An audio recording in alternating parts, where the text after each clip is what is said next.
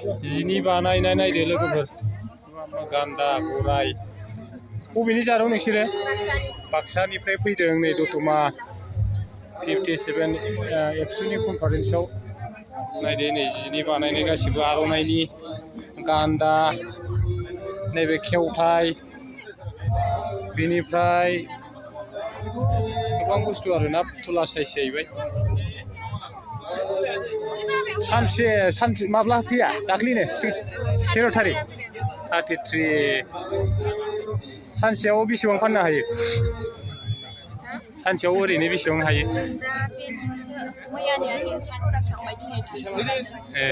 ओमफ्राय नोंसोरनो बानायदोंना बेसे गोबाव जाखो बेबादि बानायनाया 9 मास होमबालाय बोसोरसेयानो जायाखैना दे बेनिख्रुइ साबसिन बानायबावदो औ नाजादो दे मा नाम ओमफ्राय जारौ नोंना मा नाम कुसुमा बर' बाक्सानिफ्राय दख'ना फानदों दख'ना एगजिबिसनाव नायदो नै मोजां मोजां दख'ना दाम खमनि खोमा बेलाय माथो जाखो गोबां बुस्थु फाननाय त्रिफला एटु कि बुस्तु बिक्री करिছে ডাঙরিয়া কসমেটিক এটু নিজে বানাইছে না কোম্পানি আছে ফ্যাক্টরি না নিজর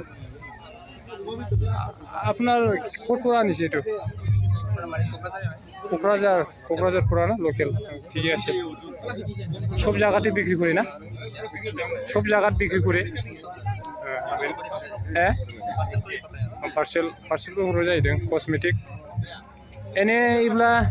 आसार आरो इटु सेन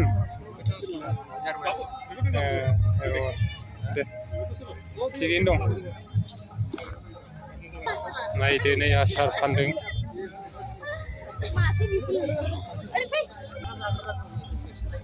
फुजानि बुस्थु शिबलिं ना बे बानायनाय ना शिबलिं मोजां बबेनिफ्राय लाबोदों सार बरजरा ना काजिगाव बे बानायजोबनाय आखाइजों बानायनाय फुजानि बुस्थुफोर ना नायदो बिराद मोजां नुदों औ मोजां नै नायलांबाय था लोगोफोर बे जाहैबाय दंफांनि बानायनाय गासिबो बुस्थुफ्रा गोबां बुस्थु दं बेहाय दाउफोरनि गासिबो आर्ट बानायजोबनाय दंफांजों जोबोद मोजां नुयो बरिया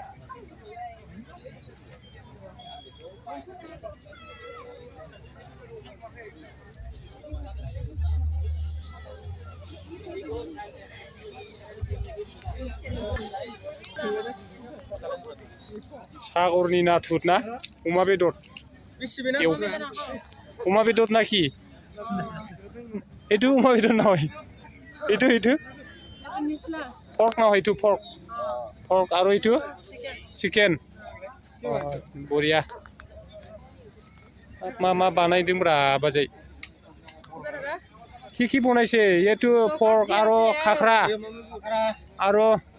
एटु इसा नाथुर आरो एटु पोरा दिसे किबाटु एम्फौ